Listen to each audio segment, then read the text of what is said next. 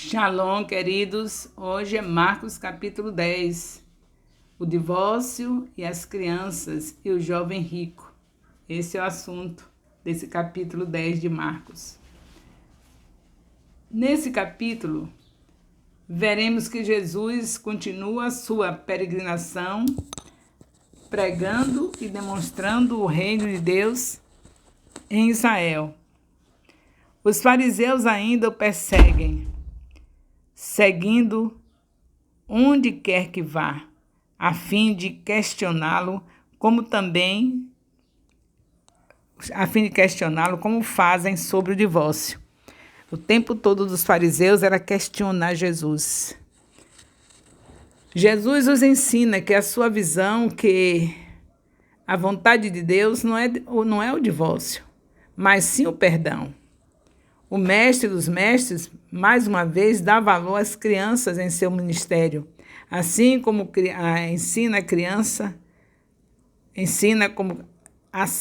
ensina a um jovem rico que no reino de Deus não entram aqueles que colocam sua felicidade em bens materiais. Por fim, prediz mais uma vez seu sofrimento e morte, e recebe um pedido ousado e inconsequente de Tiago e João. Na chegada em Jericó, mais um milagre, o cego de Bartimeu. Então, Marcos 10 está dentro do contexto histórico. Jesus continuava evoluindo, ele se encontrou com Moisés e Elias, permitindo que os discípulos mais próximos testemunhasse aquilo, a fim de crerem no seu ministério. Ao tentarem expulsar um demônio de um menino, Jesus diz que essa incredulidade dos discípulos que não conseguiram só seriam vencidas com jejum e oração. Ao sentir no coração que seus discípulos discutiam qual deles era o maior, Jesus mostra que ser o maior, seu reino está sendo estabelecido na terra. Ele mostra o que é ser maior e também fala do seu reino que está sendo estabelecido na terra. Ensina também que por causa da mão, do pé e dos olhos, o nosso corpo inteiro pode ser condenado à morte, sendo melhor que os arranquemos fora. Se você vai fazer o que seus olhos pedem, que seu pé pede, que seu corpo inteiro, que seus olhos, seus pés, sua mão pedem, então é melhor que o corpo inteiro seja condenado à morte, sendo melhor que arrancasse fora, porque tudo isso que a gente faz com os nossos olhos que são maldosos, com nossos pés que vão ao lugar onde os nossos olhos maldosos nos mostram, com a nossa mão tocando naquilo que os nossos olhos maldosos mostram, o nosso corpo inteiro pode ser condenado à morte por causa disso. Então, seria melhor que nós arrancássemos o olho que está nos levando à morte espiritual, que arrancasse o pé que está levando à morte espiritual, que arrancasse a mão. Isso Jesus está falando de uma maneira que para chamar a atenção do quanto é grave a gente viver por vistas, viver pelo que nossos olhos físicos indicam. Nós temos que viver pela fé. Nós temos que ter olhos espirituais bem arregalados para enxergar tudo quanto é vontade de Deus para a nossa vida. Louvado seja Deus. Nós temos aqui a primeira parte de Marcos 10, que é de 1 a 34. A primeira parte de Marcos 10, que é de 1 a 34. A palavra dali provavelmente se refere a Cafarnaum. Esse dali é Cafarnaum. Marcos 9, 33. A Judéia ficava ao sul, além do Jordão. Indica a Pérea ou Transjordânia. Esta última região estava sob jurisdição de Antipas e pode explicar o motivo da pergunta do verso 2. Marcos 10, 2. O questionamento dos fariseus. As duas principais escolas de pensamento divergiam das justificativas para o divórcio. Mateus 19, 3.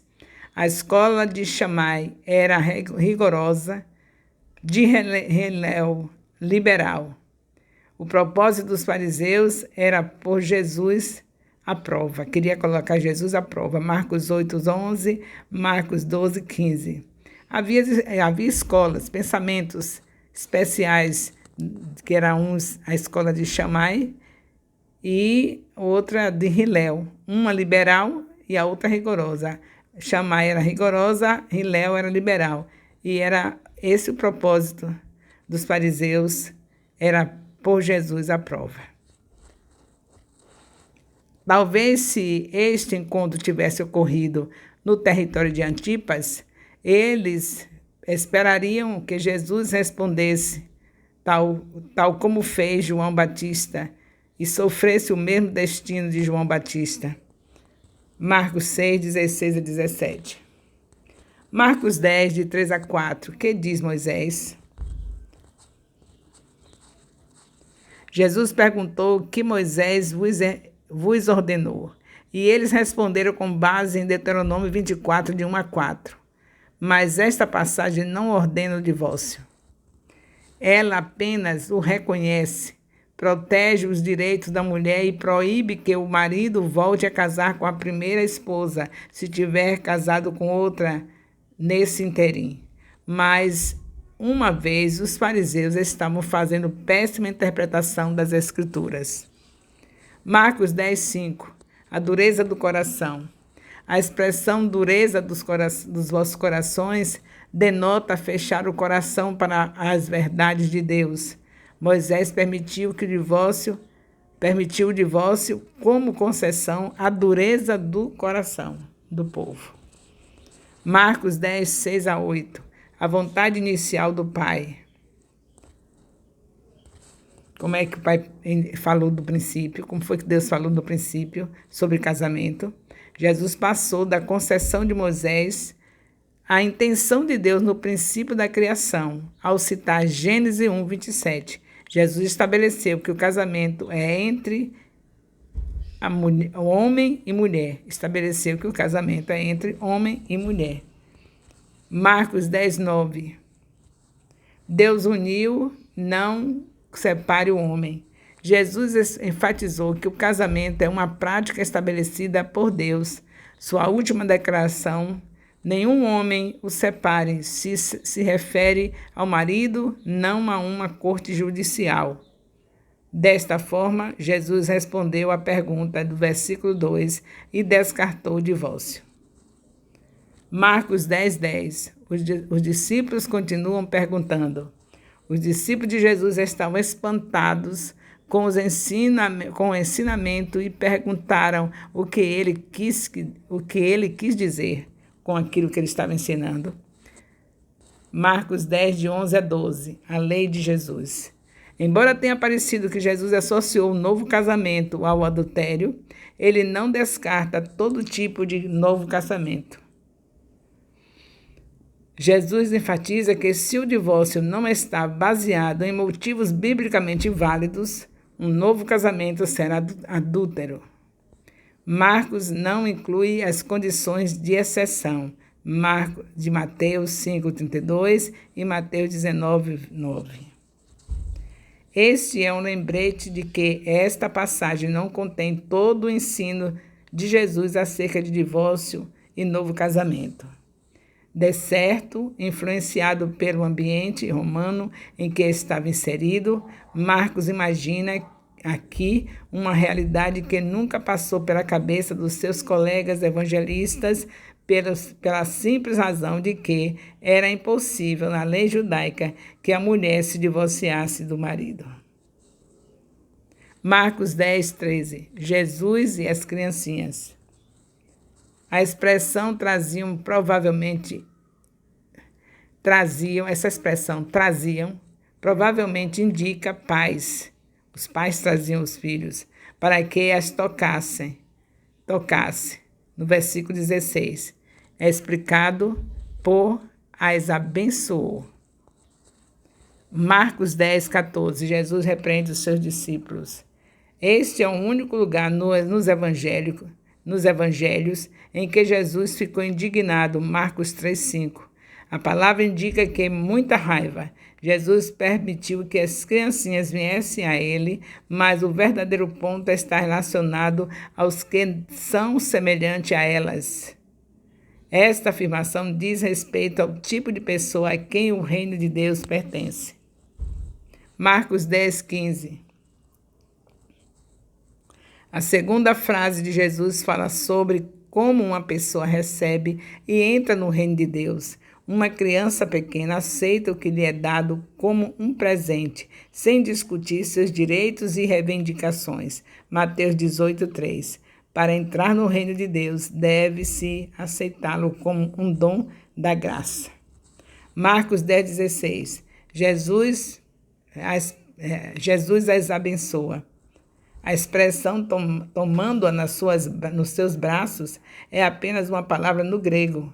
Jesus não apenas recebeu as crianças, como também as abençoou. A palavra para abençoou é intensificada, dando ideia da sinceridade de Jesus. Marcos 10, 17. O jovem rico. Estando ele pelo caminho indicado à jornada, volta a aparecer, lembrando aos leitores que Jesus estava na reta final para Jerusalém. Marcos 8, 27, Marcos 9, 2, Mateus 19, 22, afirmou que este homem que se aproximou de Jesus era jovem. Lucas 18, 18, que era importante. Louvado seja Deus. Ele sabia que não tinha direito à vida após a morte. O versículo 23 mostra que a vida eterna e o reino de Deus são sinônimos. Marcos indicou que ele era rico. Marcos 10, 22. Logo, refere-se ao homem como um importante jovem rico. Suas ações, correndo e ajoelhando-se, sugere seriedade e respeito. Marcos 10, 18. Bom é o Pai.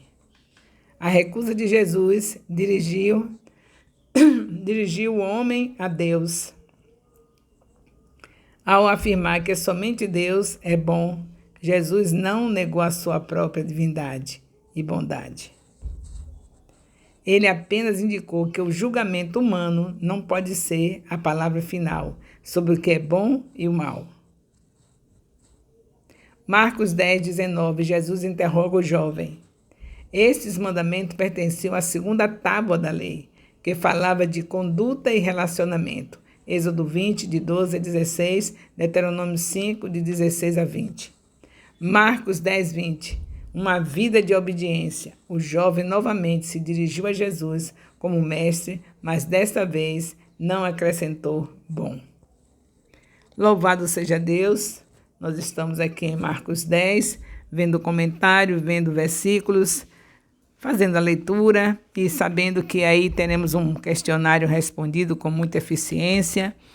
Louvado seja Deus! Teremos discípulos obedientes que colocam o nome dos seus discipuladores nos comentários do vídeo no YouTube. Teremos componentes de células obedientes que colocam o nome dos seus líderes de célula no comentário do vídeo no YouTube, porque assim estão me ajudando a organizar todo esse material para que o nosso ministério esteja todo em ordem. E também porque eles já aprenderam que quem obedece, as bênçãos de Deus correm atrás delas. As pessoas que são obedientes, as bênçãos de Deus correm atrás de você. Então, obedecer às autoridades, como está escrito em Romanos 13, sendo bom ou má, é para ser obedecido à autoridade. E eu louvo o Senhor, porque eu estou aqui sendo obedecido por todos vocês, porque vocês reconhecem que só Deus pode me punir. Não podemos mexer com a autoridade. Isso é maravilhoso. Depois de estarmos no discipulado desde maio de 2023, a essa altura todos já sabem que eu não sou boazinha, mas estou sendo usada por Deus e quem Deus usa não se toca. Deixa Deus fazer como Ele quiser. na vida de quem Ele está usando. O amor de Deus, nosso Pai, a graça salvadora do nosso Senhor Jesus Cristo, a comunhão do Espírito Santo, seja com todos os discipuladores e discípulos do Ministério Apostólico Internacional Filho de Jerusalém, seja com todos os líderes de células e componentes de célula do Ministério Apostólico Internacional Filho de Jerusalém, desde agora e para sempre. Amém. Louvado seja Deus.